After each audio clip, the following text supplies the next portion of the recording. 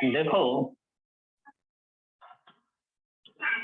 अगर हम alpha D plus, बस जहां से मैं कहूँ वैसे वैसे देखना, alpha D plus glucose plus alpha D plus glucose को मिलाते हैं। अब मिलाना कैसे है देखना। दोनों अल्फा डी ग्लूकोज हैं, तो बड़ा आसान भी है इसे मिलाना, तो नाम भी याद रखना आसान है, दोनों ही अल्फा डी ग्लूकोज हैं। आराम आराम से सुनना, जितना मेरे को कराना है उसमें जितना टाइम लगेगा वो लगेगा ही। तो कैसे मिलाना है देखो, अल्फा डी ग्लूकोज की स्ट्रक्चर बनाओ, बस जैसे जैसे मैं कहता हूँ वैसे वैसे याद करते चले जाओ। ये उससे आसान पड़ेगा जिस तरीके से तुम पढ़ना चाहते हो उससे, और ये इफेक्टिव होगा, इससे क्वेश्चन होंगे। HOH ये मैंने बनाया अल्फा डी प्लस ग्लूकोज, फिर बगल में बनाना है अल्फा डी, और ये पहला कार्बन है, ये ध्यान रखना, ये पहला। फिर मैंने बनाया, मैं ऐसे ही स्लो मोशन में सीखते रहना, H और OH, H और OH, OH और H, H और OH।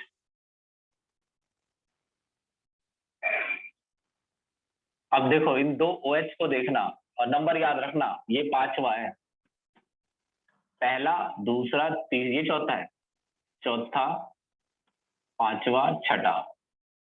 तो फर्स्ट और फोर को जोड़ना है तुम्हें।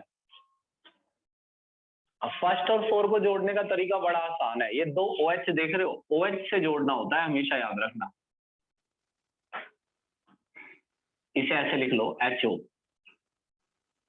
ऐसे नहीं नहीं HO ये सही है, ऐसे HO। अब ये H2O बाहर निकाल दो, ये -H2O। अब ये H2O बाहर निकाल दोगे, ओहो बड़ी मेहनत है, फिर बनाना है, सुनो, HOH, HOH, OHH, HOH, CH2OH, HO,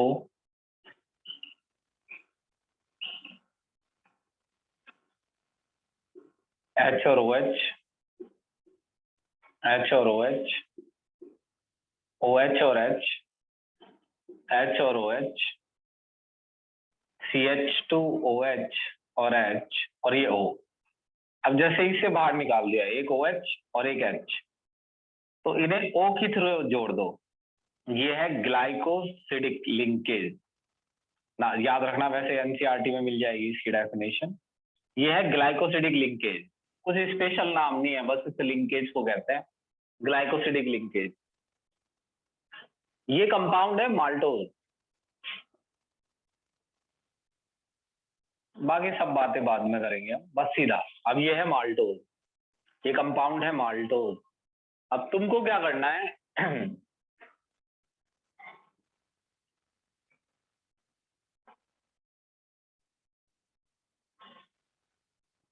अब इसे याद रखना, वैसे अपने आप कर लेना याद, क्या इसमें, ये तो तुमने बना ही रखा है।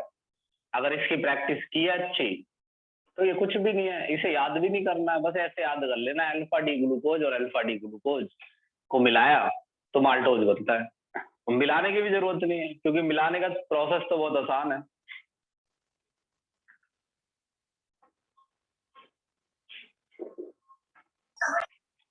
सीधा याद कर लेना, अल्फा डी ग्लूकोज को मिलाने पे माल्टोज बनता है। अब अगला देखो, स्क्रीनशॉट लो।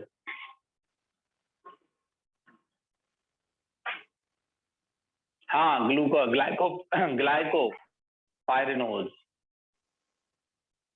भाई ये जो 5-5 मिनट बच्चे लेट आ रहे हैं, 10-10 मिनट, 10-24 से, भाई ये तो खराब हो गया लेक्चर तुम्हारा। अब ये तो दोबारा देखना स्टार्टिंग से।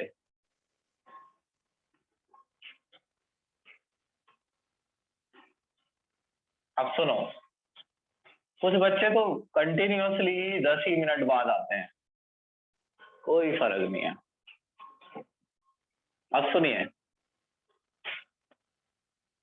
अगर अल्फा डी प्लस ग्लूकोज, बहुत आराम से सुनना, स्लोली, क्लास लंबी भी चल सकती है, पता नहीं, मुझे वहां तक खत्म कराना है जहां तक टारगेट है।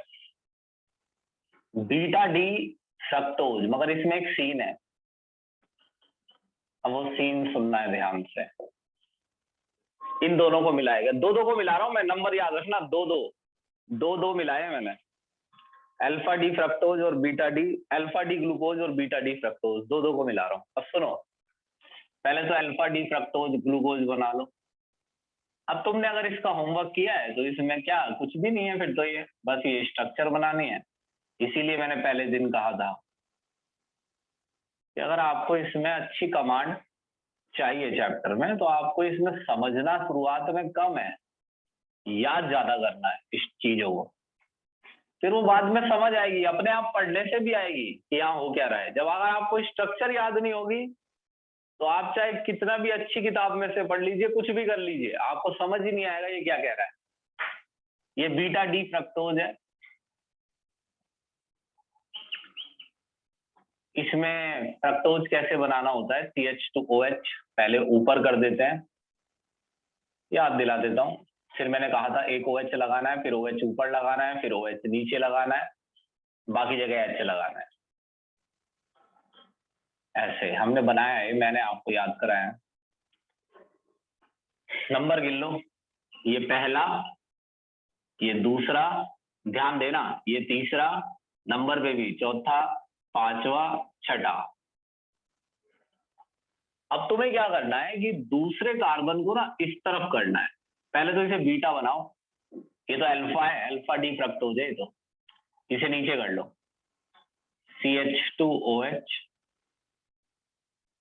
और OH। अब है ये बीटा, तो पहला कार्बन ये हो गया, ये बीटा तैयार हो गया। अब तुम्हें क्या करना है, इस स्ट्रक्चर को पलटना है ऐसे। ये अब 3D स्ट्रक्चर है, ये 3D स्ट्रक्चर ऐसे तो समझ में आएगी नहीं कि पलट के कैसे कौन सी चीज कहाँ होगी, ये तो बात क्लियर है, क्योंकि तो 2D बनी हुई है। अब अगर 3D स्ट्रक्चर बने और उसे पलटा जाए, मतलब हाथ में मॉडल हो, तो ये समझ में आए। तो एक सिंपल तरीका है इसे पलटने का। पलटने का मतलब है 2 को इधर करना है और 5 को इधर, मतलब मॉलिक्यूल को ऐसे पलट देना है। इसके सामने ग्लूकोज के फर्स्ट के सामने करना है उसके सेकंड को, ग्लूकोज के फर्स्ट के सामने, ओ सॉरी, ये ग्लूकोज के फर्स्ट के सामने उसके सेकंड को करना है। तो इसको पलटना कैसे है, देखो ध्यान से, पहले इसे एज इट इज उतार लेना, जैसा ये है, बीटा वाला OH, CH2OH। एक बारी में देखना ध्यान से, बहुत काम है हम पे करने के लिए, इसीलिए स्लो मोशन में समझा रहा हूँ। CH2OH और H, है ना, यहाँ नंबर डाल रहा हूं मैं दूसरा, ये पांचवा है। अभी से पलटूंगा मैं, अभी तो पलटा नहीं है, तो दूसरे को कर दूंगा मैं लेफ्ट में और पांचवे को राइट में। अभी दूसरा जो है वो राइट में, पांचवा लेफ्ट में है, तो इसे पलट देंगे। देखो, अगर तुमने यहाँ पर दूसरा लिखना है और यहाँ पांचवा, यानी पूरी स्ट्रक्चर पलट देनी है ना, तो क्या करना है सुनना,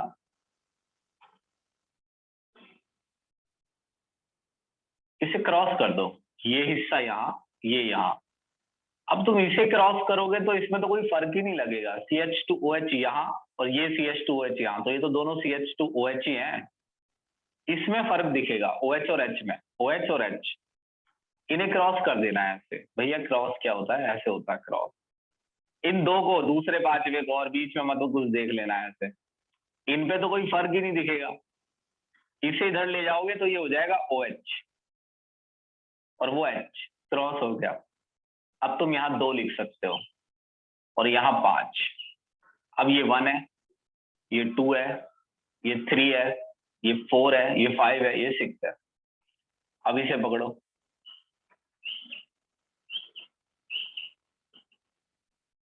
एज इट इज है ये तो HOH। तो तो मतलब आपको ये भी याद रखना पड़ेगा कि एक तरफ है C1 और एक तरफ है C2।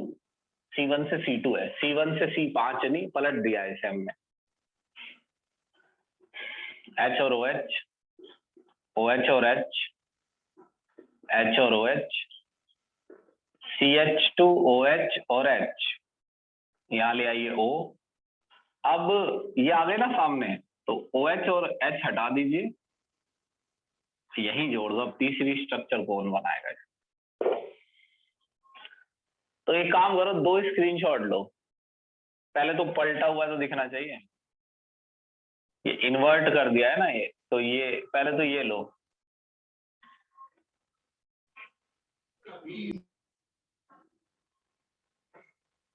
नहीं नहीं, थर्ड फोर्थ तो सेकंड के बाद आते हैं ना, तो वो तो थर्ड फोर्थ चेंज तो हो गए, ऊपर नीचे चेंज कुछ नहीं होगा, बस ऐसे रहेगा ये, नंबर चेंज हो जाएगा, ये थर्ड है ये फोर्थ है। जो रशनीत मैंने बताया वो रहेगा, बस मैंने ये ऐसे बनाया तो ये ऐसे रहेगा।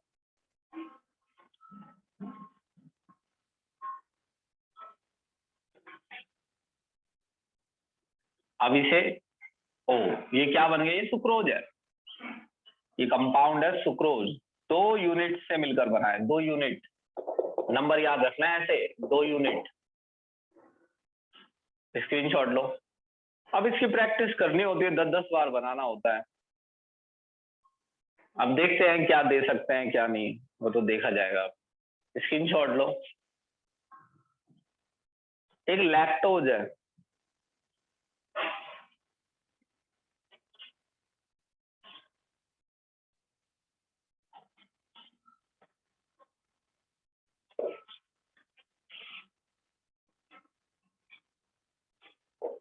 अब देखो लैक्टोज, ये सुक्रोज था, लिखा था मैंने लैक्टोज। अब देखो, एक अल्फा अल्फा था, एक अल्फा बीटा, बस बीटा में फ्रक्टोज था, और उसमें भी एक चीज याद रखनी है, फ्रक्टोज को पलटना है।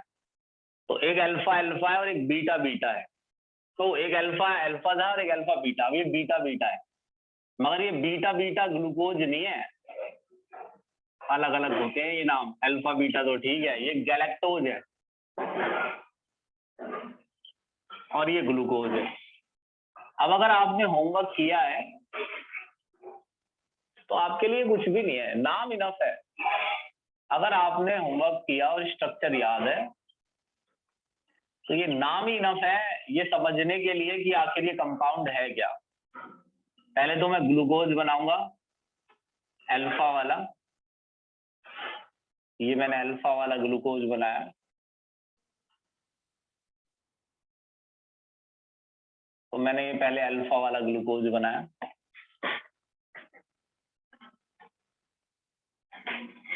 इसे बीटा बना लेते हैं, अल्फा वाले को बीटा। कई स्टेप में दिखाऊंगा तो कितने फिगर बनाऊंगा, इससे आएंगे भी नहीं 1 2 3। इसको यहीं बना लेंगे बीटा, इसको बीटा बना लो, OH ऊपर H नीचे।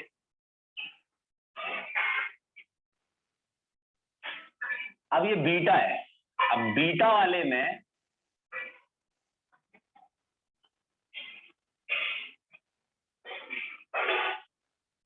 अगर फोर्थ को पलट दो, बीटा वाले में, अल्फा वाले में तो ये पलट के बीटा हो गया, ये beta D glucose, beta D glucose. Fourth को पलट दोगे तो अब ये हो गया बीटा डी गैलेक्टोज। ये बताओ, ये याद आया? ये किया था ना इसका होमवर्क, बीटा डी गैलेक्टोज का कैसे बनाते हैं, जल्दी बताओ।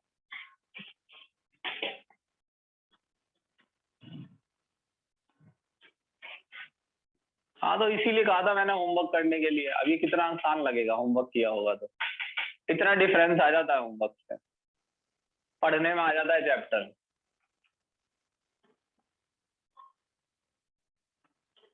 हाँ, तो ये तो अपनी अपनी देखो समझ है, किसने किया किसी ने नहीं किया।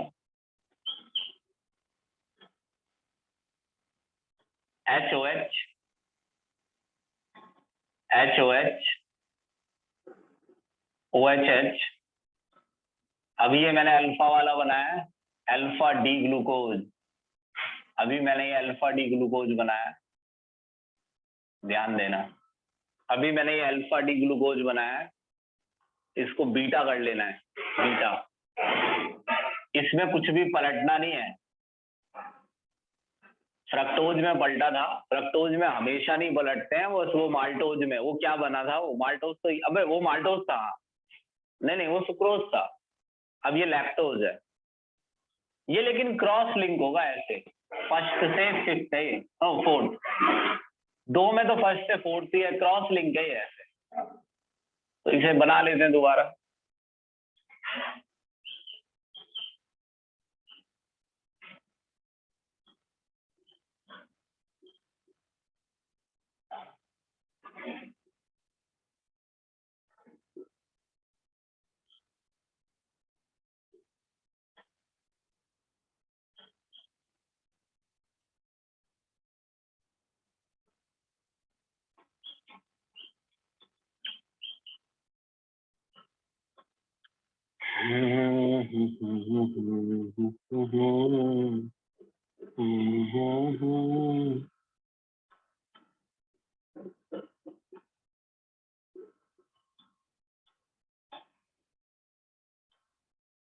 तो इसको ऐसे क्रॉस कर देना है। ये है आपका लैक्टोज।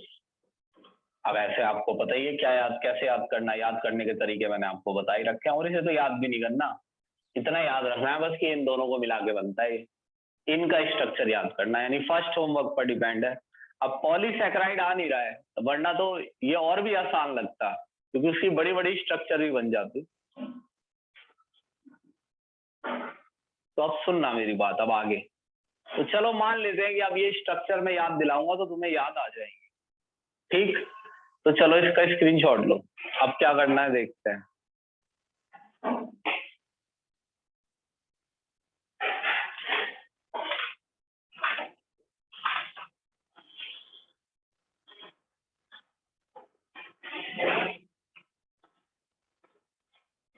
अब देखो,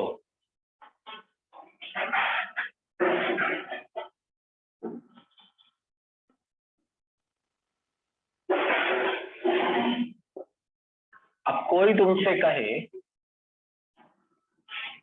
पहला टॉपिक बढ़ा रहा हूं चैप्टर का, इंट्रोडक्शन। तो ये इंट्रोडक्शन यहाँ से स्टार्ट है चैप्टर। तो अगर कोई तुमसे कहे कि व्हाट इज कार्बोहाइड्रेट, सुनना मेरी बात ध्यान से, पहले एक चीज क्लियर करना कि आखिर कार्बोहाइड्रेट बोलना किसे है। व्हाट इज कार्बोहाइड्रेट, तो ऐसे याद नहीं करना है कि ये प्लांट बनाते हैं, ये बनाते हैं, वो बनाते हैं, ये सबसे कोई फर्क नहीं पड़े, ऐसे याद करना।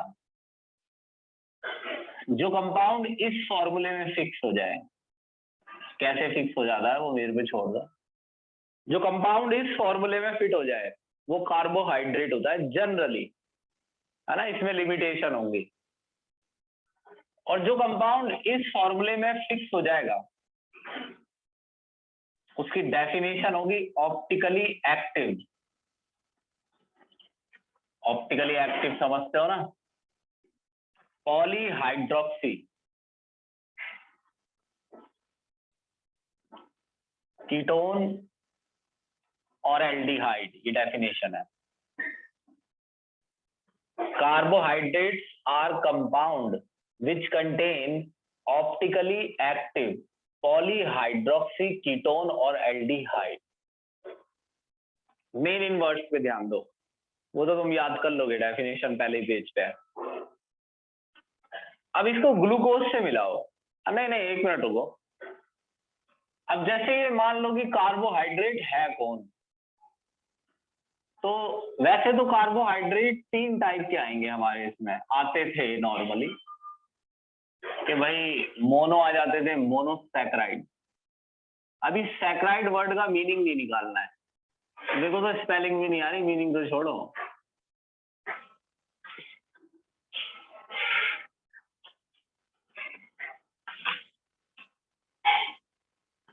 सैकेराइड, सैकेराइड,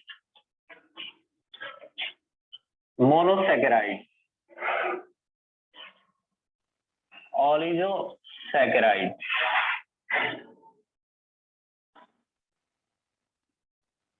और पॉलीसैकेराइड।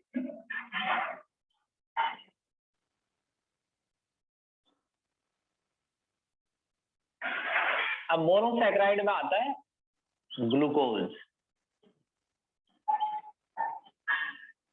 फ्रक्टोज, यानी ये दोनों कार्बोहाइड्रेट है, ग्लूकोज भी और फ्रक्टोज भी दोनों।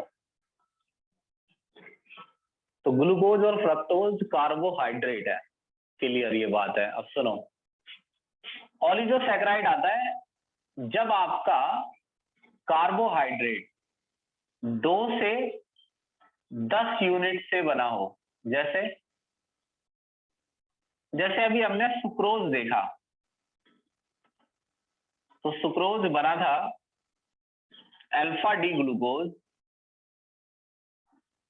प्लस बीटा डी फ्रक्टोज से। तो दो सैकराइड से बना है, 2 सैकराइड है। सैकराइड मतलब शुगर। अब शुगर क्या है, ये बात की बात है, रुक जाओ। मोनोसैकराइड का मतलब एक शुगर। ग्लूकोज किसी से मिलके नहीं बना है, वो खुद एक सिंगल यूनिट है, खुद में, वो किसी 2 चीजों के जुड़ने से नहीं बना है। फ्रक्टोज खुद एक सिंगल यूनिट है। ये हमने देखा जुड़ने का मतलब क्या होता है, 2 का जुड़ना। ये डाइसैकराइड है, यानी और ये ऑलिजो भी है और डाई भी, क्योंकि ऑलिजो में वो आते हैं जो 2 से 10 तक के बीच हो। हमारे में 2 से ज्यादा कुछ नहीं है, 3, 4, 5 ऐसा कुछ नहीं है, सिर्फ 2 है, 2 वाले। तो ये डाइसैकराइड के अंदर आते हैं, यानी डाइसैकराइड जो है वो ऑलिगोसैकराइड के अंदर आता है। डाइसैकराइड का मतलब 2 शुगर, अल्फा डी ग्लूकोज और बीटा डी फ्रक्टोज। सुनते रहना, बीच में जो भी बात आएगी वो समझ में आ जाएगी, आती रहेगी। अब जैसे आपका माल्टोज है, तो ये बना था alpha D glucose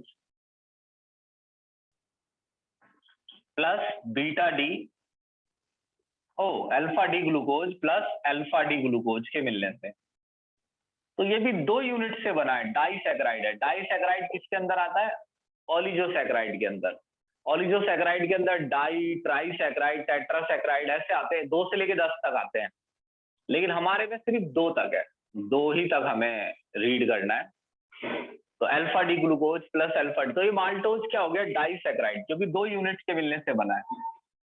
sucrose 2 unit के मिलने से बना है। लैक्टोज अभी अभी बनाया मैंने, वो बना था अल्फा डी ग्लूकोज, ना ना ना, beta D galactose plus, galactose भी लिख लो इसमें, beta D galactose plus beta D glucose. तो ये भी डाइसैकराइड है। जितनों के भी नाम लिख रहा हूं मैं, ये सब कार्बोहाइड्रेट है। अभी रुक जाओ, सुनना, ये सब कार्बोहाइड्रेट हैं, galactose, glucose, fructose, sucrose, maltose, lactose. कुछ कार्बोहाइड्रेट सिंगल यूनिट से बने होते हैं, जैसे ग्लूकोज, गैलेक्टोज, फ्रक्टोज एक सिंगल यूनिट है, ये खुद में एक अकेला है। मतलब ऐसा नहीं कि किसी की जुड़ने से, किसी 2 चीजों के जुड़ने से फ्रक्टोज नहीं बनता है। फ्रक्टोज खुद में एक अकेला कंपाउंड है। ये सब भी कार्बोहाइड्रेट है, मगर ये 2-2 यूनिट्स के जुड़ने से बनते हैं। अब पॉलीसैकेराइड होते हैं मोर देन 10 यूनिट्स,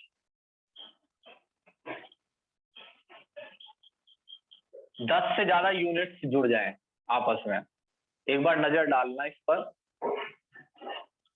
एक बार ये सोच लो 1 मिनट के लिए, 1 मिनट भी नहीं, 15 सेकंड में सोच लो।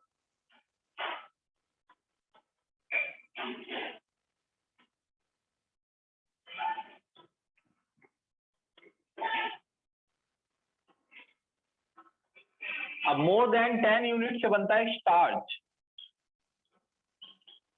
ग्लूकोज, सेल्यूलोज,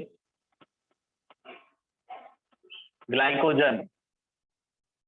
अब एक एग्जांपल देता हूं, जैसे स्टार्च, भाई स्टार्च हमारे सिलेबस में नहीं है फिलहाल, पॉलीसैकेराइड, इसलिए मैं नहीं बना रहा हूँ। नहीं तो इसकी पूरी स्ट्रक्चर बनाता मैं, बड़ी होती है लेकिन मैं बना देता हूँ। मैं बस आपको एक ओवरव्यू देता हूँ इसका। जो स्टार्च है वो many alpha D glucose unit के मिलने से बनता है। बहुत सारी ऐसे ऐसे 1, 2, 3, 4, 5, कोई संख्या नहीं है, बहुत सारी होती है, 10 से ज्यादा में पता नहीं कितने तक नंबर आ सकता है। वो सभी आपस में ग्लाइकोसिडिक लिंकेज से जुड़ी होती है। जब बहुत सारी यूनिट्स आपस में जुड़कर कुछ बना रही हो पॉलीमर की तरह, तो वो पॉलीसैकेराइड होता है। अब ये सब नाम जिन पे मैं बॉक्स बना रहा हूं, ये सब कार्बोहाइड्रेट है।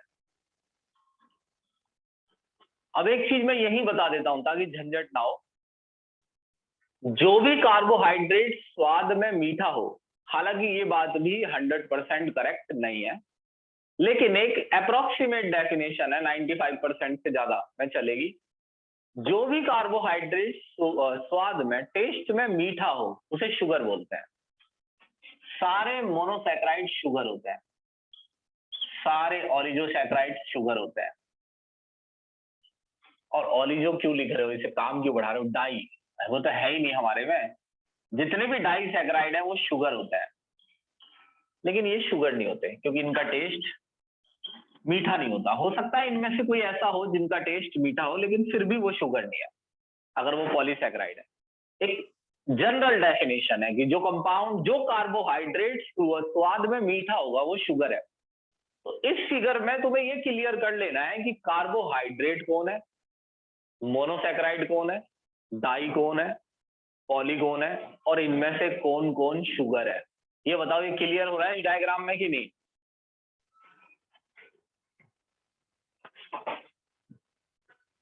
ये दिखने लग गया, दिख रहा है तुम्हें कौन कार्बोहाइड्रेट है, कौन शुगर है?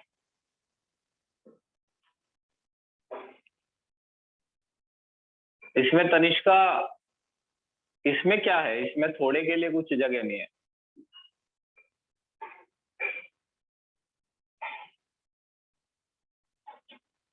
एक जनरल डेफिनेशन है ये शुगर की। पॉली तो है ही नहीं हमारे उसमें, पॉली का तो बस इतना समझना है, होगा तो देखेंगे, वैसे नहीं है, मेरे को मालूम है ये। पॉली 2 सालों से नहीं है हमारे इसमें। और पॉली में इतना समझना है, जैसे 2 यूनिट मिलती है ना, जैसे ये 2 यूनिट मिलती है तो सुक्रोज बनता है डाइसैकेराइड। 2 यूनिट मिलती है तो सुक्रोज बनता है डाइसैकेराइड। अब ऐसे अगर 10 से ज्यादा, 20, 30, 100 यूनिट मिल जाए तो स्टार्च बनता है। और यूनिट में होना क्या चाहिए? Alpha D glucose. 2 मॉलिक्यूल मिलते हैं तो जैसे सुक्रोज बनता है 2 के मिलने से, बहुत सारों के मिलने से पॉली बनते हैं, पॉलीसैकेराइड। अब इसमें एक चीज देखना, अब इसे इस डेफिनेशन में फिट करेंगे। अब जरा डेफिनेशन को समझना है, सुनना बात ध्यान से। बिठा रहा हूं मैं इसे।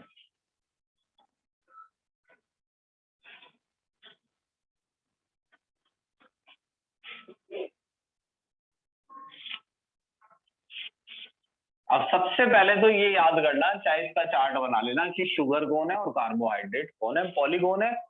और सबसे पहले तभी पढ़ना, स्ट्रक्चर तो आपको याद ही है, उसमें तो कोई डरने वाली बात ही नहीं है। अब जैसे C6H12O6, ये ग्लूकोज का फॉर्मूला है, तो ये इसमें कैसे फिट होता है? देखो ऐसे,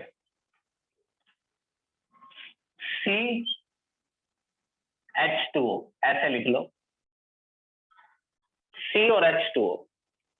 अब यहां पर तुम्हें ऐसा नंबर लगाना है कि ये फॉर्मूला बन जाए। जैसे अगर मैं यहां 6 डाल दूं, यानी x की जगह 6 और y की जगह 3, तो y की जगह भी 6 ही है, तो ये देखो C6H12O6। अब आप कहेंगे कि ऐसे तो कोई भी फॉर्मूला बन जाएगा CXH2O, से नहीं बनेगा। अब ये देखना जरा, C6H12O5 ले लूं अगर मैं, और मैं ऐसे लिखता हूं CH2O, चलो यहां तो मैं 6 लिख दूंगा x की जगह, y की जगह अगर मैं 6 लिखता हूं तो ये तो हो जाएंगे 12, मगर ये 6 हो जाएंगे, और रहने कितने चाहिए? 5। तो ये इस फॉर्मूले में फिट नहीं होता है।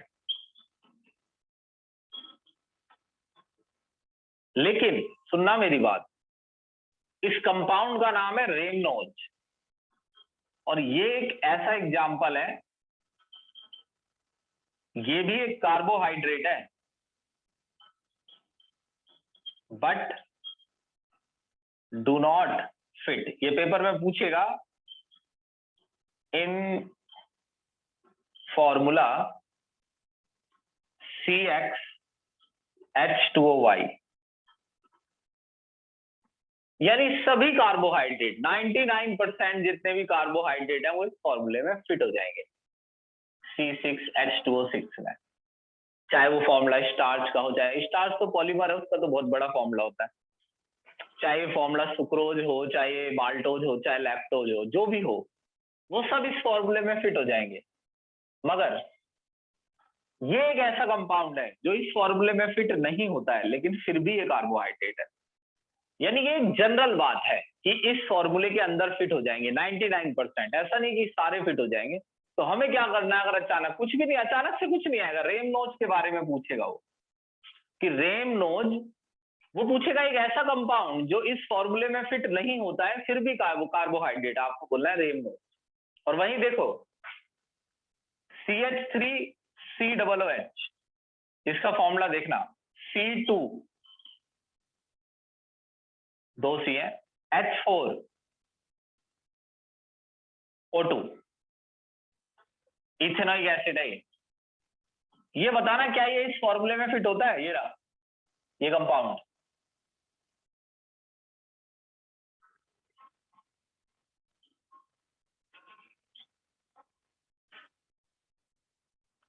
बताओ जल्दी बताओ।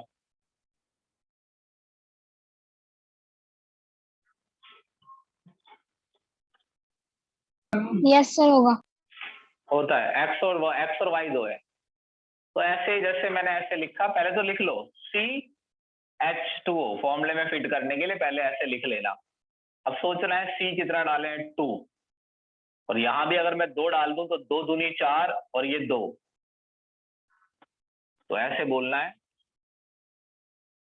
फिट इनटू फॉर्मूला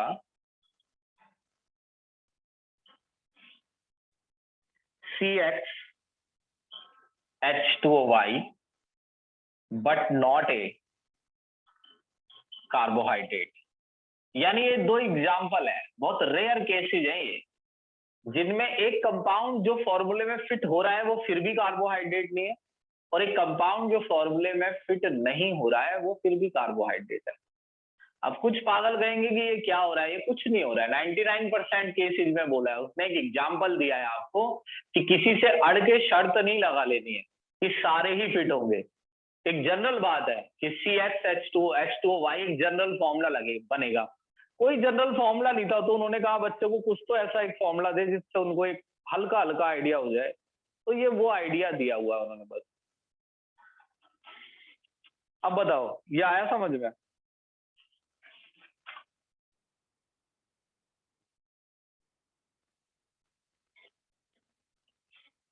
अब देखो ये सुक्रोज का फॉर्मूला है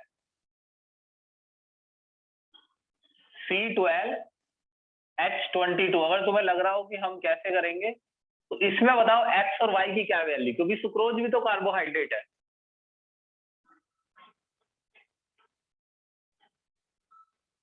अब इसमें बताओ ये कैसे फिट हो रहा है। हाँ 12-11 बस, समझ गए? तो ये ऐसे फिट हो रहा है C12 इस तरीके के फॉर्मूले।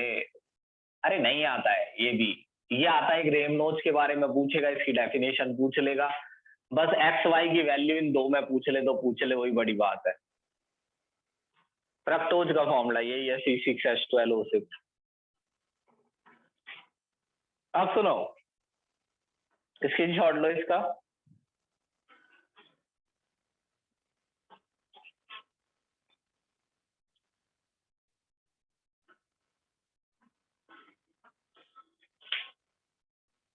अब अगली चीज करेंगे, यानी ये फॉर्मूला तो हो गया, अब ऑप्टिकली एक्टिव पे आ जाओ।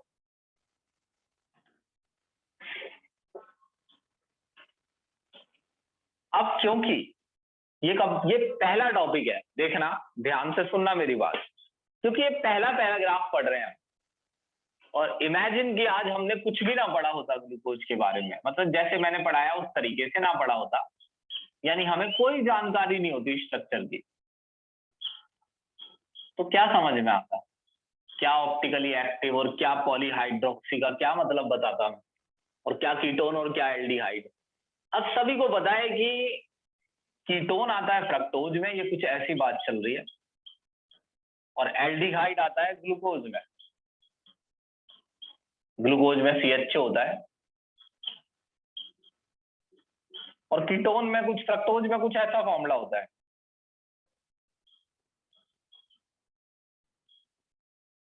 तो आप सब समझ गए कि ग्लूकोज एल्डिहाइड भी आता है और किसी किसी में आता है कीटोन, और ये दोनों ही कार्बोहाइड्रेट है। अबे कहाँ निशान लगा रहा हूँ, ये दोनों ही कार्बोहाइड्रेट है, एक में आता है कीटोन और एक में आता है एल्डिहाइड।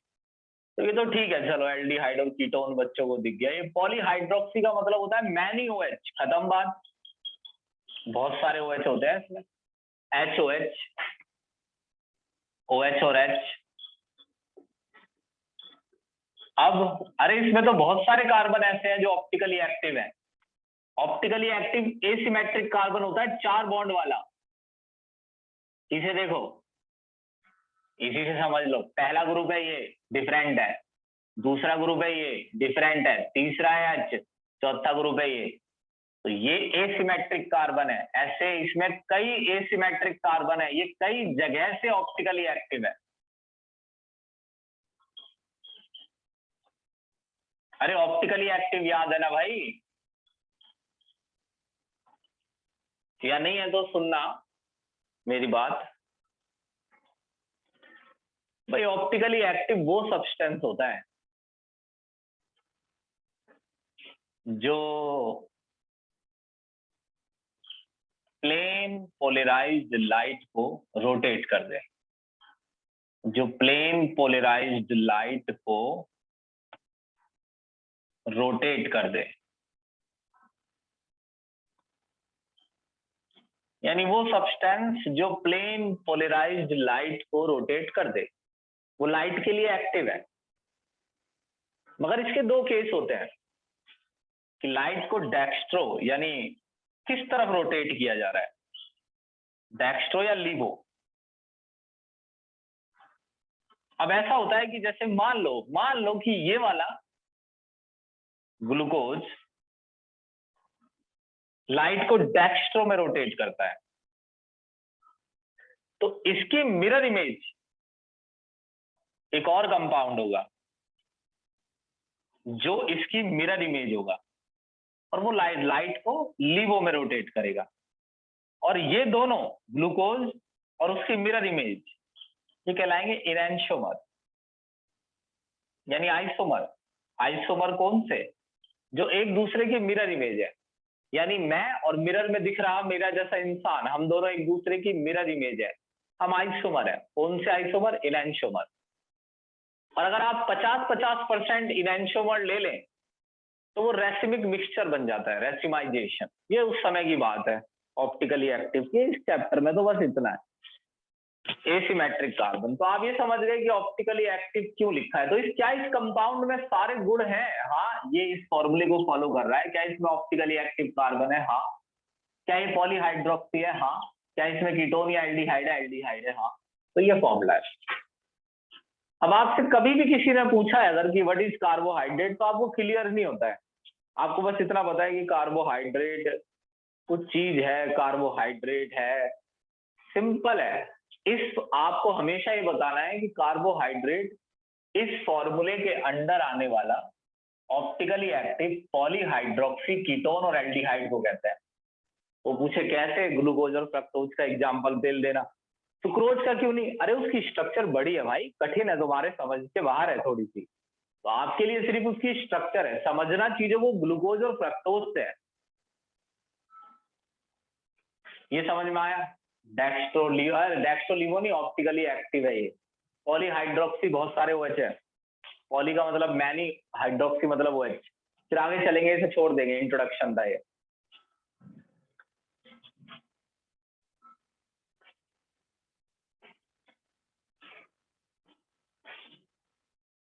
जल्दी बताओ फिर आगे चलेंगे।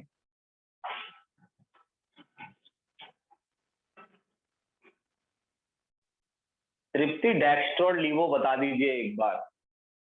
तो ऑप्टिकली एक्टिव हमने एक टॉपिक पढ़ा था, उसमें डेक्स्ट्रो और लीवो आता है। अब ये तुमने तो कहा कि इसे बता दीजिए, मगर ये खुद एक टॉपिक है, कोई एक वर्ड नहीं है कि डेक्स्ट्रो लीवो तुम्हें ऐसे समझ में आएगा। तो डेक्स्ट्रो लीवो ऑप्टिकली एक्टिव, इसकी रिकॉर्डिंग है ऑप्टिकली एक्टिव नाम से, देखना हो। डेक्स्ट्रो लाइट में रोटेट कर दिया राइट में, लीवो का मतलब लाइट को लेफ्ट में रोटेट कर दिया, बस। डेक्स्ट्रो राइट में रोटेट करता है, लीवो लेफ्ट में। अब इसमें डेक्स्ट्रो लीवो की बात नहीं है ना, इसमें तो फिर कई डाउट होंगे तुम्हारे, ये मिरर इमेज, ग्लूकोज, इनैंसोमर, ये तो टॉपिक देखना पड़ेगा फिर तुम्हें। अब सुनो, एक चीज और मैं क्लियर कर देता हूं।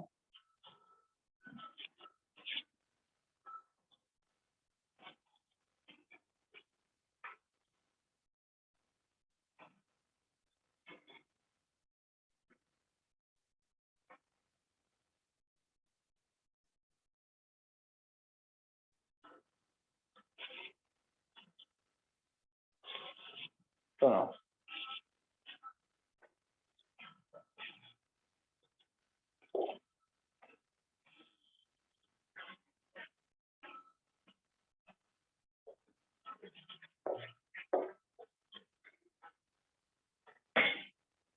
यारो दोस्ती,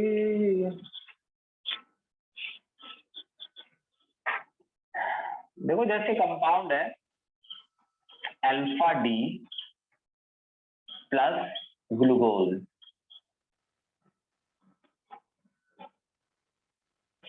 और एक है अल्फा और beta, beta D plus glucose. तो ये नाम समझना है, इसके नाम में डी क्यों आया है? डी का मतलब डेक्स्ट्रो रोटेटरी,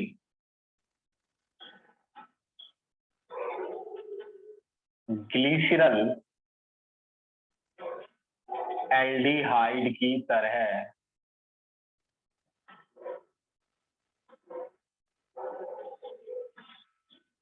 बहुत आसान है ये।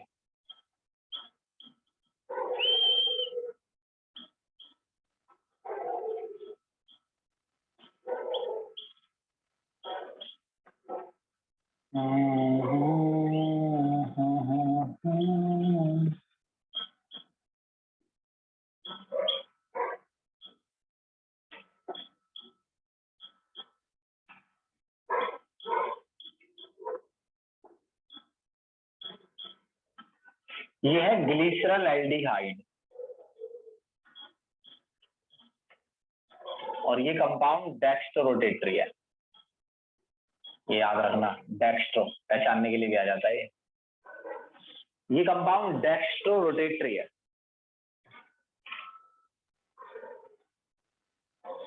अब देखिए, ग्लूकोज के नीचे का हिस्सा यानी पांचवा और छठा कार्बन, पांचवा मेनली इससे मैच खाता है। यानी ग्लूकोज में जो पांचवा कार्बन है उसमें H इधर है और OH इधर है, और इसमें भी पांचवें कार्बन में H इधर है और OH इधर। ग्लूकोज के पांचवें में H इधर, OH। अबे ये हिस्सा देखो ना, नीचे वाला ही मैच करता है भाई। तो जिन कार्बोहाइड्रेट्स में, अब सुनना, जिन कार्बोहाइड्रेट्स में मोनोसैकेराइड्स में, मोनोसैकेराइड है सिंगल यूनिट वाले, सिंगल यूनिट वाले, जिन मोनोसैकेराइड्स के नीचे का हिस्सा पांचवा कार्बन में H इधर हो और OH इधर, क्या हमें पहचानना पड़ेगा ऐसा? जी नहीं, बिल्कुल भी ऐसा नहीं करना है, पर नाम का मतलब बताना पड़ेगा। किसी को नहीं पहचानना पड़ेगा, ना किसी की स्ट्रक्चर खोलनी पड़ेगी।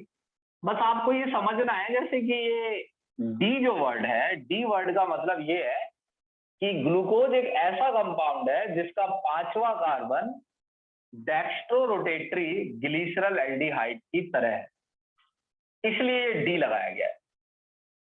अब ये प्लस का क्या मतलब है? प्लस का मतलब है ग्लूकोज एक डेक्स्ट्रो रोटेटरी कंपाउंड है,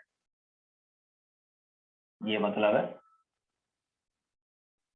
यानी अगर यहां माइनस लग जाता, बेशक यहां डी है, मगर इस डी का मतलब ऑप्टिकली एक्टिव होने, ऑप्टिकली एक्टिविटी नहीं है ये ग्लूकोज की, डी का मतलब ग्लूकोज डेक्स्ट्रो रोटेटरी नहीं है।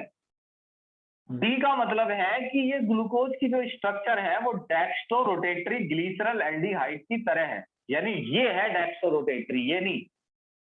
तो ये डी लगा क्यों? अबे डी इसलिए लगाए ताकि वो समझा रहे हैं कि जो डेक्स्ट्रो रोटेटरी ग्लिसरल एल्डिहाइड है, दो ग्लिसरल एल्डिहाइड होते हैं, डेक्स्ट्रो और लीवो। ये लीवो है, इसमें 5वां कार्बन ऐसे होता है, एल ग्लिसरल एल्डिहाइड। तो अगर आपके मोनोसैकेराइड का 5वां कार्बन ऐसा है तो वो एल ग्लिसरल एल्डिहाइड है, और अगर ऐसा है तो वो डी ग्लिसरल एल्डिहाइड की तरह है। तो ये डी इसलिए लगाया जाता है डेक्स्ट्रो रोटेटरी ग्लिसरल एल्डिहाइड की तरह। अब यहां पर प्लस होता है, ये प्लस या माइनस बताएगा कि ग्लूकोज डेक्स्ट्रो है या लीवो है। अब जैसे मैं यहां कर दूं एल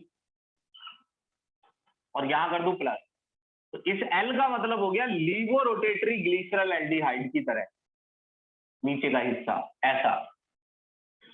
इस एल का मतलब ये नहीं है कि ग्लूकोज लीवो रोटेटरी है।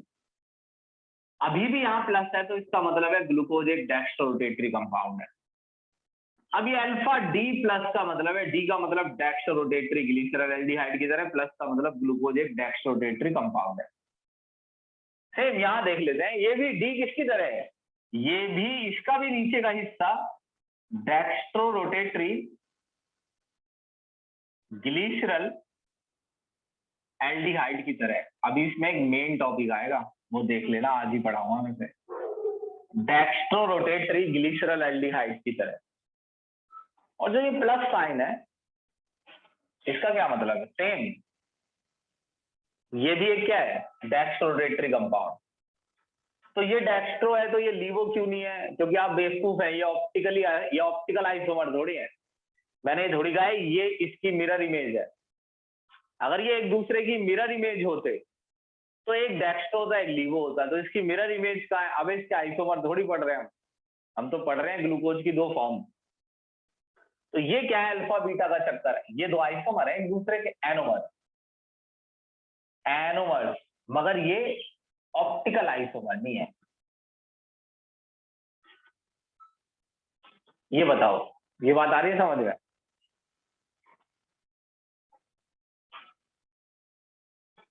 एनोमर कुछ नहीं होता है। एनोमर आपको बस ये याद रखना है कि अल्फा डी ग्लूकोज और बीटा डी ग्लूकोज एनोमर है। क्या आप आइसोमर पढ़ेंगे कि एनोमर क्या चीज होती है, एक नई चीज पढ़ेंगे? ये बस ऐसा है कि अल्फा डी और बीटा डी इन दोनों को एनोमर्स कहते हैं।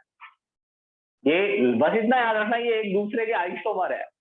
और ये किस टाइप के आइसोमर है ये नहीं मालूम, मगर अरे तो डैश है। डैश का मतलब क्या होगा? डैश तो है, ये माइनस थोड़ी है, ये तो वो होता है ना हाइफेन जो लगाते हैं।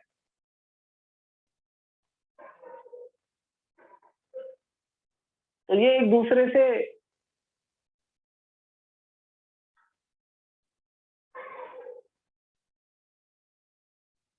अभी तो बताया मैंने, माइनस होता तो कई बार बोला मैंने, माइनस होता तो लीवो रोटेटरी होता। अभी तो बोला मैंने कई बार कि माइनस होता तो लीवो रोटेटरी होता। लिख लिख के नहीं दिखाया, एल यहाँ माइनस यहाँ प्लस। माइनस में लीवो रोटेटरी होता, तो जब ये लीवो रोटेटरी होता ही नहीं है तो इसमें माइनस नहीं आएगा ना। लेफ्ट राइट दोनों ही, अल्फा और बीटा, ध्यान दो इस बात पर, अल्फा और बीटा दोनों फॉर्म ही डेक्स्ट्रो रोटेटरी है। अल्फा बीटा का क्या मतलब है? ये मिरर इमेज नहीं है, ये दो एक दूसरे के किसी टाइप के आइसोमर है। और ये किस टाइप, उस आइसोमर के टाइप को एनोमर्स कहते हैं। लेकिन ये एक दूसरे के ऑप्टिकल आइसोमर नहीं है। अगर ये ऑप्टिकल आइसोमर होते तो ये प्लस माइनस लगा होता। अच्छा ये बताओ, फ्रक्टोज का नाम देखो, बीटा डी माइनस फ्रक्टोज, ये नाम होता है फ्रक्टोज का। इस डी का मतलब लिख के बताओ, डी का मतलब बताओ लिख के, फिर मुझे कुछ और कराना है, 10-15 मिनट लगेंगे और वो ज्यादा जरूरी है, इंपॉर्टेंट है, वो reducing and non reducing. Dextro rotatory compound की तरह या डेक्स्ट्रो रोटेटरी ग्लिसरल एल्डिहाइड की तरह? डेक्स्ट्रो रोटेटरी ग्लिसरल एल्डिहाइड की तरह। हाँ, डेक्स्ट्रो रोटेटरी ग्लिसरॉल एल्डिहाइड की तरह।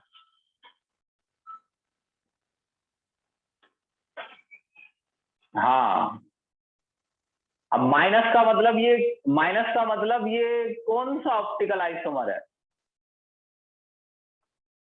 हाँ, सलोनी, तनिष्का, सब सही है, सब सही लिख रहे हैं।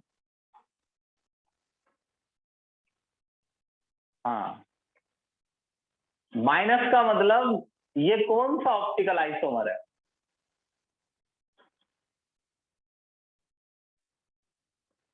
हम्म।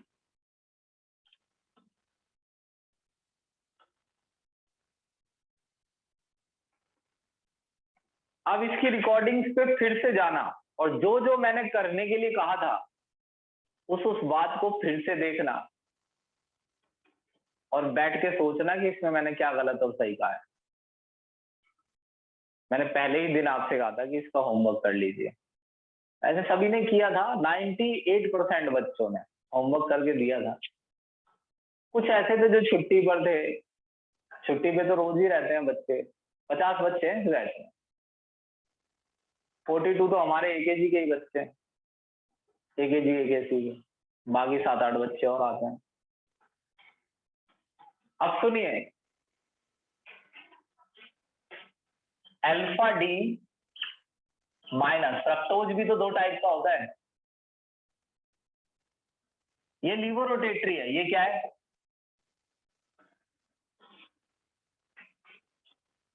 नीचे वाला क्या है? ऊपर वाला लीवो रोटेटरी है, नीचे वाला ये भी लीवो है। हाँ जी। तो डेक्स्ट्रो कहाँ गया इनका? इनका डेक्स्ट्रो कहाँ है? इनका डेक्स्ट्रो हम बनाते, इसका डेक्स्ट्रो हम बनाते अगर हम इसका ऑप्टिकल आइसोमर पढ़ रहे होते। हम तो दो इस कंपाउंड की फॉर्म पढ़ रहे हैं बस। अल्फा बीटा का क्या मतलब है ये बताओ लिख के, अल्फा बीटा का। अल्फा बीटा किसी ने पूछा क्या मतलब है इसका, अल्फा बीटा का?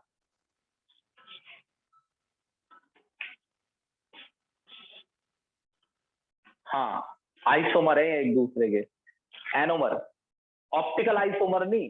देखो आइसोमर में तो सारे शब्द आ जाते हैं कि आइसोमर कौन से हैं, ये ऑप्टिकल आइसोमर है, इनैंशोमर है, क्या है, ये एनोमर्स हैं।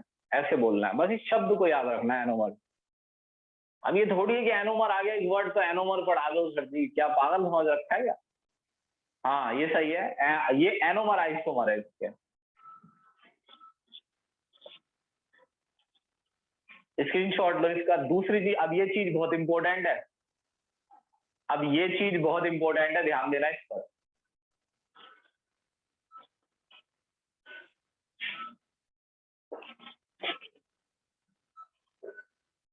भाई फिर से चैप्टर 12,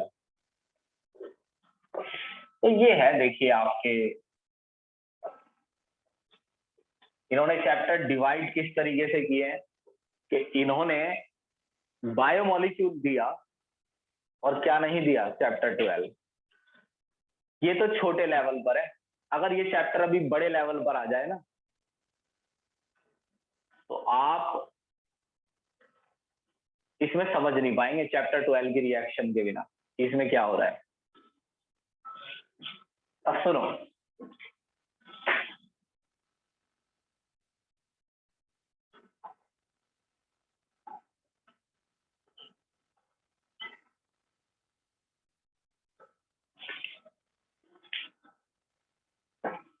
एक चैप्टर 12 में एक चीज आती है, टॉलेंस रिएजेंट। हम तो खैर इसे डिटेल में पढ़ेंगे। आप सीधा ऐसे याद कीजिए, 2Ag रिएजेंट याद कर लेना, मैंने तुम्हें एक बार ये लिखवाया भी था शायद। ये रिएजेंट है, टॉलेंस रिएजेंट। साथ में लिखना 3OH माइनस, ये बेसिक सॉल्यूशन है, ये पूरा टॉलेंस रिएजेंट है।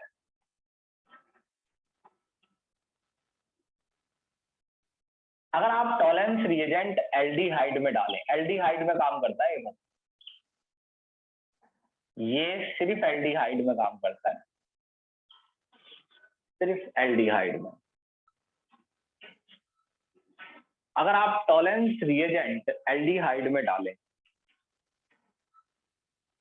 तो ये एल्डिहाइड को कार्बोक्सिलिक एसिड बना देता है। सन 75 में पढ़ा है हमने। 2 Ag अलग हो जाएंगे, 4 NH3 अलग और 2 H2O अलग। आपका अब ये जैसे आपको याद करनी हो, वैसे तो ये आसान है कि ये तो कार्बोक्सिलिक एसिड है, 2 Ag, 2 और 2 4 NH3 है, बाकी 4 2 H2O याद रखना पड़ेगा। 2 Ag 4 NH3, 2 और 2 4, 2 Ag 4 NH3 है और ये RCOOH है।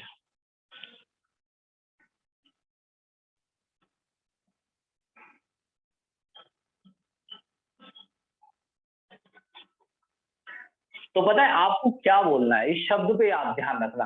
देखो ये याद रखो कि हम टॉलेंस रिएजेंट नहीं पढ़ेंगे, हम इस चैप्टर को समझने के लिए बस कुछ चीजों पर ध्यान देंगे। अब आपको क्या बोलना है, ध्यान से देखना। ये बोलना है एल्डिहाइड को टॉलेंस रिएजेंट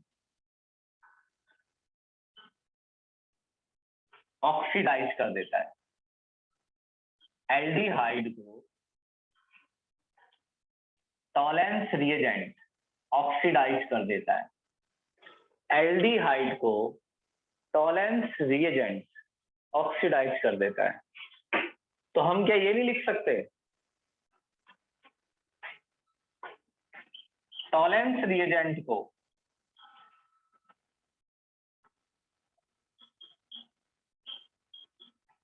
एल्डिहाइड रिड्यूस कर देता है।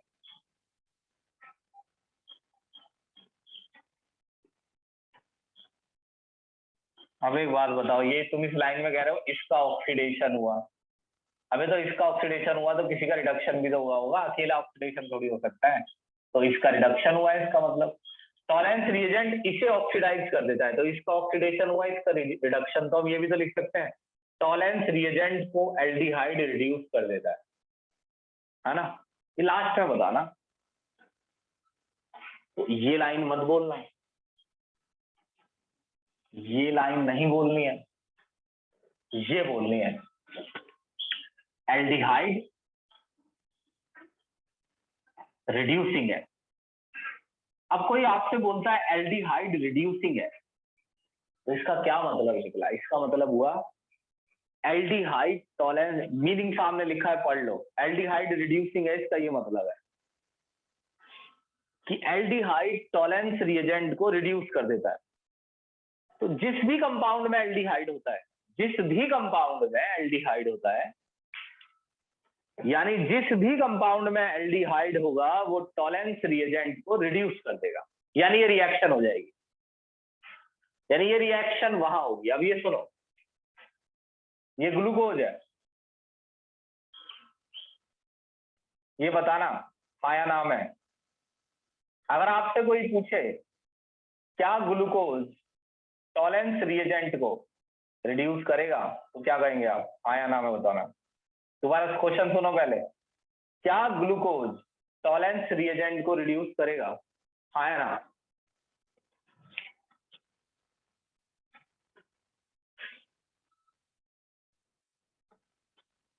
यस जी, क्योंकि इसमें एल्डिहाइड है,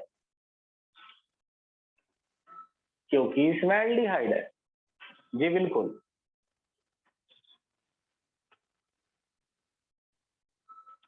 क्योंकि जिस कंपाउंड में एल्डिहाइड है तो आप ऐसे लिखेंगे 2Ag NH3 2 plus 3OH minus. भैया जिसे जिसे मेरी बात माननी है, जिसे मेरी बात पसंद हो, मेरी बात का ये ध्यान रखना कि ऑर्गेनिक की कन्वर्जन वाली रिकॉर्डिंग जरूर देख लेना, जरूर। ऐसा होना ही नहीं चाहिए कि वो देखे ना या उसे भूल जाए, उसे भूलना बहुत गुनाह है। ये बनेगा कार्बोक्सिलिक एसिड।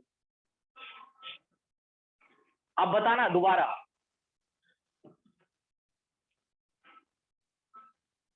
ठीक? अब दूसरा पूछूंगा मैं, इसका स्क्रीनशॉट लो।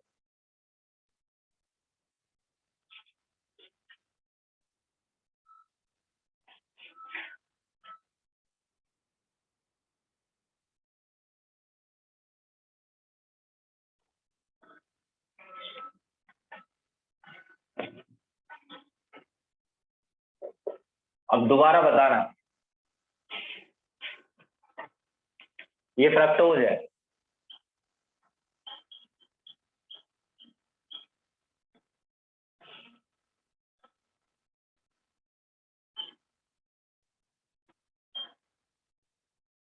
अब आपको अगला, इससे अगली जो चीज है वो जो मैं पढ़ाऊंगा वो पढ़ने के लिए स्ट्रक्चर याद होनी चाहिए, होमवर्क किया होना चाहिए, वरना नहीं आएगा समझ।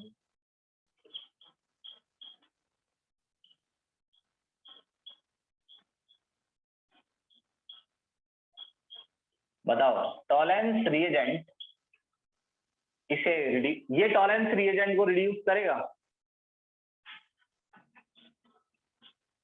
ये टॉलेंस रिएजेंट को रिड्यूस करेगा।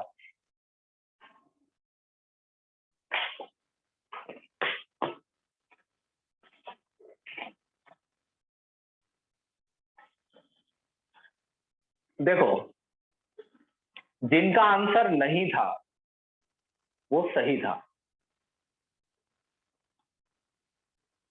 हाँ, क्योंकि उन्होंने आंसर इस तरीके से दिया, लेकिन पूरी बात सुनना मेरी, कि इसमें कीटोन है, तो ये जेन्युइन आंसर था। उसका मतलब था कि उन्होंने मेरी बात सुनी, उन्होंने कहा ये टॉलेंस रिएजेंट को रिड्यूस नहीं करेगा, मगर ये करेगा। और जिन्होंने यस कहा था उनका बिल्कुल ही गलत है, क्योंकि उन्हें ये समझ ही नहीं आया कि आखिर यहाँ देखना क्या है। वो गलत तो दोनों ही आंसर हो गए, नहीं वाला तो गलत ही है, लेकिन उनका रीजन सही है कि भाई जैसा उन्होंने पढ़ा वैसा उन्होंने बता दिया, नहीं करेगा, कीटोन है। जिन्होंने यस कहा उन्हें ये पता ही नहीं है कि यहाँ चल क्या रहा है, क्योंकि एल्डिहाइड के बारे में मैंने नहीं पढ़ा है कि एल्डिहाइड टॉलेंस रिएजेंट को रिड्यूस करता है, मैंने पढ़ा है कीटोन करता। ओ, मैंने ये नहीं पढ़ाया कि कीटोन टॉलेंस रिएजेंट को रिड्यूस करता है, मैंने पढ़ा है एल्डिहाइड करता है। यानी दोनों ही आंसर गलत हैं। तो मैं आपको एक बात बता दूं, बेसिक मीडियम में, और क्योंकि टॉलेंस रिएजेंट बेसिक होता है, और दोनों का नाम याद कर लो, ये तो मैं गलती से एक का ही नाम दे रहा हूं, दोनों का सेम काम है, Tollens reagent and falling solution. दोनों पे बोल सकते हो तुम ये वर्ड, दोनों पे वर्ड क्या बोल सकते हो सुन लो। अगर कोई पूछे क्या ये फैलिंग सॉल्यूशन को रिड्यूस करेगा, कोई पूछे ये टॉलेंस रिएजेंट को रिड्यूस करेगा, यस, मतलब टॉलेंस की जगह फैलिंग आ जाएगा वर्ड, दोनों पे यस बोलना है, करेगा ये, क्योंकि बेसिक मीडियम में फ्रक्टोज ग्लूकोज बन जाता है।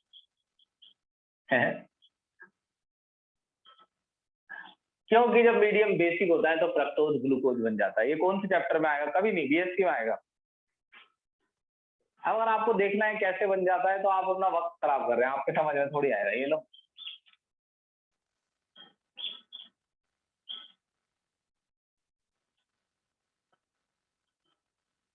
जब कलेजे में ठंडक पड़ जाए तो मुझे बता देना।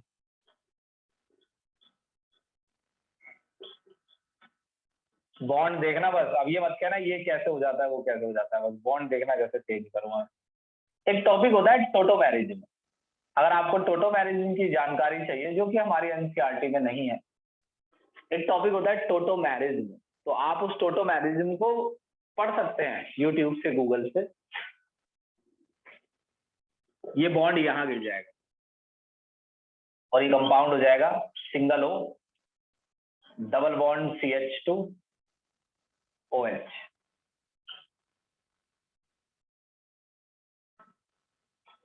HOH HOH OHH। जब ये बॉन्ड यहां गिरेगा तो यहाँ पर 5 बॉन्ड हो जाएंगे ना इस कार्बन पे, दो हाइड्रोजन, 4 और 1 5, तो एक हाइड्रोजन हटके यहाँ आ जाएगी।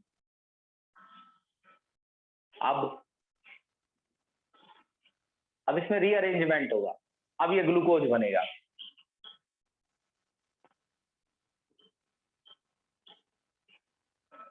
अब कैसे बनाना है इसको उतार लो पहले। CHOH,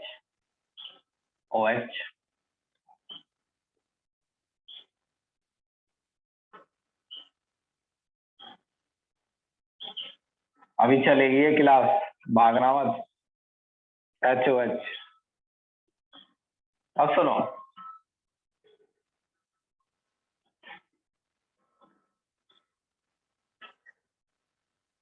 ये बॉन्ड यहाँ गिर जाएगा, यही घेर दो, यहाँ डबल आ गया,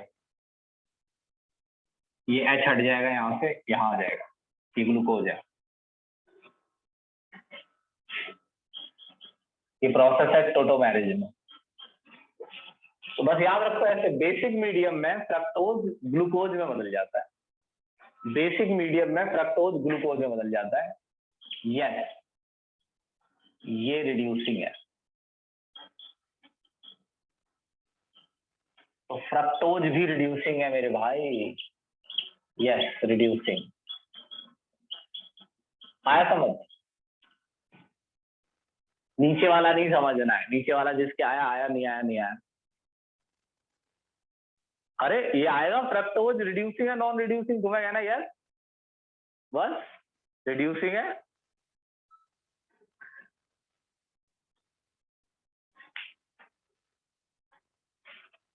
सिर्फ इतना ही क्वेश्चन है ये, रिड्यूसिंग नॉन रिड्यूसिंग बताना है बस।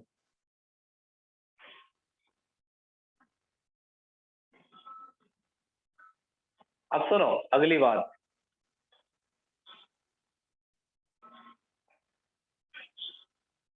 हाँ अब ये डिपेंड करता है कि आपने स्ट्रक्चर कितने अच्छे से याद किए। ये वाला टॉपिक बहुत आसान है।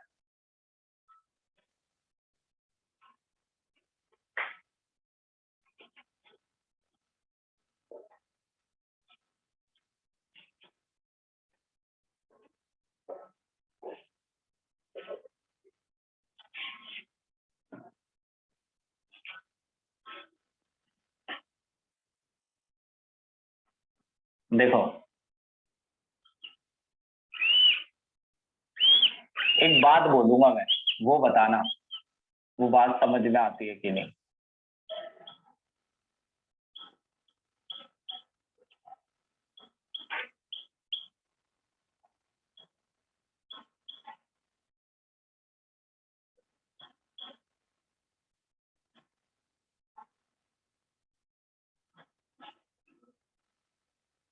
ये ग्लूकोज है, तुमने ये पहचाना ये वही कार्बन है जो एल्डिहाइड था फर्स्ट, ये बताओ, ये पहचाना कि ये वही कार्बन है एल्डिहाइड वाला फर्स्ट। ये एल्डिहाइड था या ये बदल जाएगा एल्डिहाइड में अगर ये लीनियर हो गया। ये तो साइक्लिक है, अगर ये लीनियर हो गया ग्लूकोज तो फर्स्ट ही तो बनेगा एल्डिहाइड। ग्लूकोज है अल्फा डी ग्लूकोज, तो ये फर्स्ट वाला ही तो बनेगा ना एल्डिहाइड, अल्फा डी ग्लूकोज है। जल्दी बताओ यार, जिसने होमवर्क किया है वही बता पाएगा कि फर्स्ट वाला ही एल्डिहाइड बनेगा। ठीक,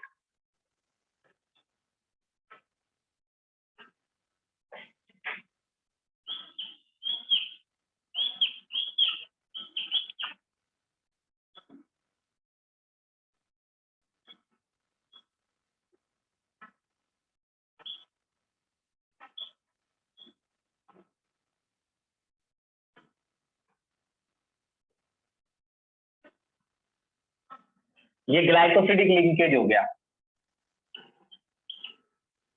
अब आप ये कहेंगे फर्स्ट कार्बन एल्डिहाइड वाला, यानी एल्डिहाइड वाला जो कार्बन है, फर्स्ट कार्बन एल्डिहाइड वाला ग्लाइकोसिडिक लिंकेज में इन्वॉल्व है। यही कार्बन से हो रहा है ना ग्लाइकोसिडिक लिंकेज, ग्लाइकोसिडिक लिंकेज में इन्वॉल्व है क्या ये माल्टोज। तो ये तो फ्री है नहीं, अरे ये माल्टोज नहीं है, कभी इस पे निशान लगा दे ये माल्टो, ये पूरा माल्टोज है। अरे एक से एक है क्लास में, सुनते कम है आंसर ज्यादा मांगते हैं। माल्टोज पूरा माल्टोज है, लेफ्ट वाला तो सिर्फ ग्लूकोज है। माल्टोज में एक कार्बन तो वेस्ट हो गया, ये एल्डिहाइड फ्री नहीं है, ये कार्बन अब टॉलेंस रिएजेंट को रिड्यूस नहीं कर सकता, मगर ये तो फ्री है, ध्यान से देखा। ये ग्लाइकोसिडिक लिंकेज में बिजी नहीं है, ये फ्री एल्डिहाइड। तो ये free aldehyde can reduce Tollens reagent. तो ओवरऑल ये कंपाउंड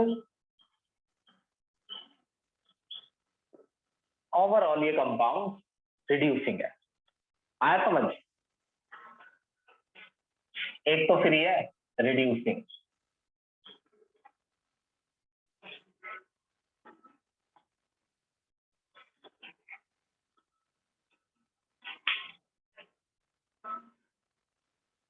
जल्दी बताओ, टाइम भी हो रहा है।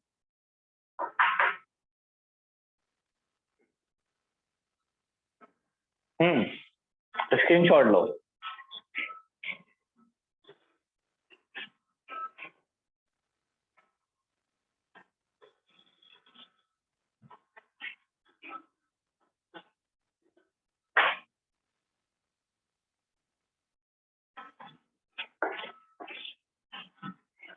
एक कंपाउंड बनता था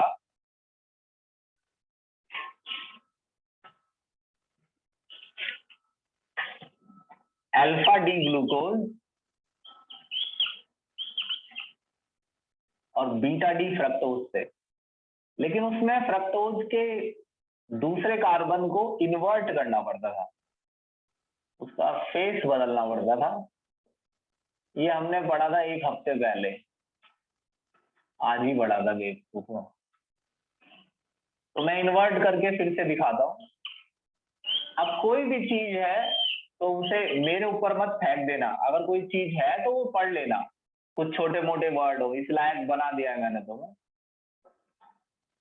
कोई एक शब्द भी अगर रह जाता है तो वो मेरे ऊपर फेंक देते हैं कि ये चीज, अरे तो तुम क्या हो? तो जब आज तक तुम इस लायक नहीं हो कि एक छोटी मोटी चीज को भी पढ़ सको, तो क्या सीख रहे हो तुम? कुछ भी नहीं। ये है आपका फ्रक्टोज, ये अल्फा वाला है, इसे बीटा बनाना है, बीटा डी फ्रक्टोज। इसे पलट लो, ये बीटा हो गया। अब इसको क्रॉस कर दो तो ये नंबर सेकंड हो जाएगा, फिर ये फर्स्ट है, ये अभी सेकंड है, ये फर्स्ट है, ये सेकंड है, ये फिफ्थ है। इसको क्रॉस कर दो, ओ एच इधर ले आओ, एच इधर, तो अब ये फर्स्ट हो जाएगा, ये सेकंड, ये थर्ड, ये फोर्थ, ये फिफ्थ। ये क्या था? CH2H। अब सुनो, ये लिंकेज है, इसका पहला कार्बन, ये ग्लूकोज है ना, अल्फा डी ग्लूकोज, इसका पहला कार्बन एल्डिहाइड था, नॉट फ्री, नॉट फ्री। तो ये एल्डिहाइड फ्री नहीं है। लेकिन फ्रक्टोज में ढूंढ लो। पहले मुझे ये लिख के बताओ, पहले मुझे ये लिख के बताओ कि फ्रक्टोज का कौन सा कार्बन कीटोन है? फ्रक्टोज का कौन सा कार्बन कीटोन था लीनियर में? लीनियर स्ट्रक्चर अगर बन जाए तो कौन सा कार्बन कीटोन निकलेगा? ये गलत है सलोनी, तृप्ति गलत है, मधुसूदन बिल्कुल गलत है, तृप्ति बिल्कुल ही गलत है, तनिष्का सही है, रशनीत गलत है। क्या पढ़ रहे हो तुम लोग? तुमको शर्म आनी चाहिए, तुम इतनी फीसें दे के स्कूलों में, किसी लायक नहीं हो तुम। तुमसे होमवर्क करवाए, 5-5 बार लिखवाया है ये। ऐसे तो तृप्ति सारे ही नंबर बोल दो ना, first second third fourth fifth में।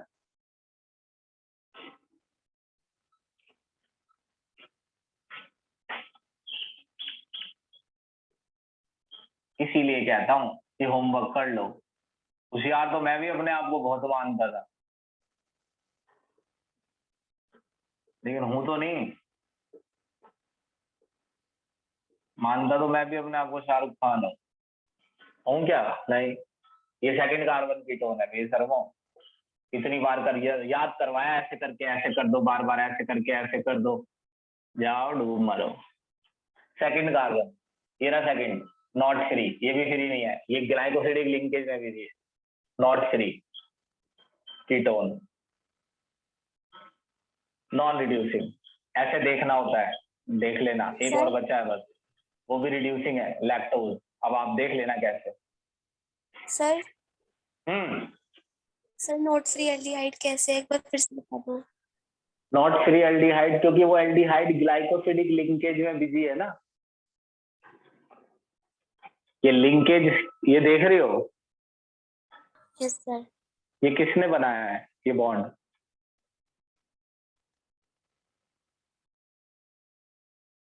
सर ग्लूकोज और फ्रक्टोज ने, अल्फा डी ग्लूकोज और बीटा डी फ्रक्टोज ने। नहीं नहीं, अल्फा डी ग्लूकोज में किस कार्बन ने बनाया है? Sir first carbon. तो first carbon alpha D glucose में क्या होता है? Sir aldehyde. तो वो एल्डिहाइड किस में बिजी है? ग्लूकोज। ग्लाइकोसिडिक लिंकेज में। Okay sir. तो वो फ्री नहीं है। Okay sir. जो इस लिंकेज में बिजी हो वो फ्री नहीं है। Okay sir. कीटोन का सेकंड भी इस लिंकेज में बिजी है, और कीटोन का सेकंड ही क्या होता है? कीटोन।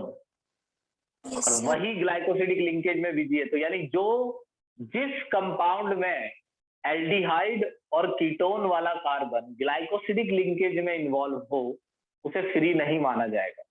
ये दिखेगा नहीं कि फ्री है या नहीं, ये आपको बताया जा रहा है कि जो ग्लाइकोसिडिक लिंकेज में हो उसे फ्री नहीं मानना है।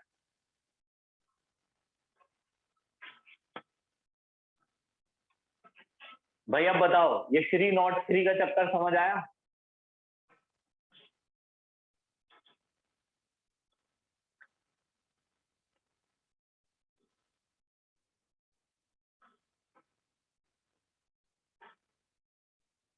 हाँ, अब एक चीज बता रहा हूँ आखिरी, सुनो। अब कार्बोहाइड्रेट खत्म हो गया, अब हम कल पढ़ेंगे प्रोटीन।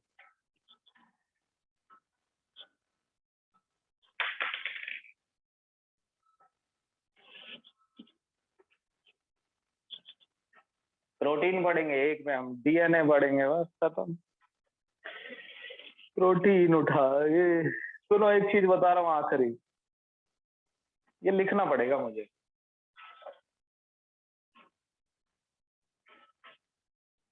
अरे कल कहाँ पढ़ेंगे हम?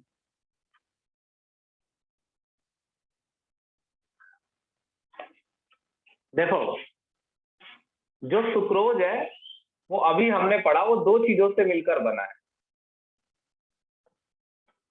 जो सुक्रोज होता है ना, सुनो ध्यान से, जो सुक्रोज होता है वो डेक्स्ट्रो रोटेटरी होता है। एक बारी में सुनना ध्यान से, कभी सुनो बाद में और फिर बोलो क्या है। सुक्रोज जो है वो डेक्स्ट्रो रोटेटरी होता है। कैसे पता चला याद करना है, हमें नहीं पता चलेगा। सुक्रोज डेक्स्ट्रो रोटेटरी है। अगर इसको पानी में डालो तो ये जिनसे बना है उनमें टूट जाता है। जैसे ये बना है फ्रक्टोज से, और ये बना है ग्लूकोज से, अभी हमने पढ़ा है। एक फ्रक्टोज एक कंपाउंड है जो लीवो रोटेटरी है, और इसका लीवो रोटेशन है 92.4 डिग्री। और ग्लूकोज एक डेक्स्ट्रो रोटेटरी कंपाउंड है, अभी हमने पढ़ा भी था। डी उस पे प्लस लिखा रहता है, प्लस लिखा होता है ग्लूकोज पे, फ्रक्टोज पे माइनस। तो अगर ये टूट जाए, अब सुनना मेरी बात, अगर ये टूट जाए तो ये बराबर अमाउंट में, इक्विमोलर, जितने पार्टिकल इसके उतने इसके बराबर से बनता है ना, बराबर मात्रा में इक्विमोलर मॉलिक्यूल देगा, जिसमें फ्रक्टोज घुमाएगा लाइट को -92.4 पर और ग्लूकोज घुमाएगा +52.5 डिग्री पर। यानी ये कोई चीज है, अगर इसे राइट साइड घुमाया जाए 52.5 पर और फिर इसे वापस घुमा दिया जाए 92.4 पर, तो ओवरऑल ये बताओ कि इन दोनों का मिक्सचर लीवो रोटेटरी निकलेगा या डेक्स्ट्रो?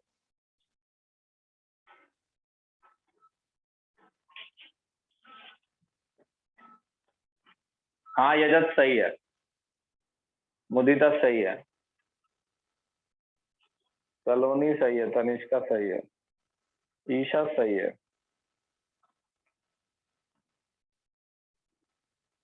सही है।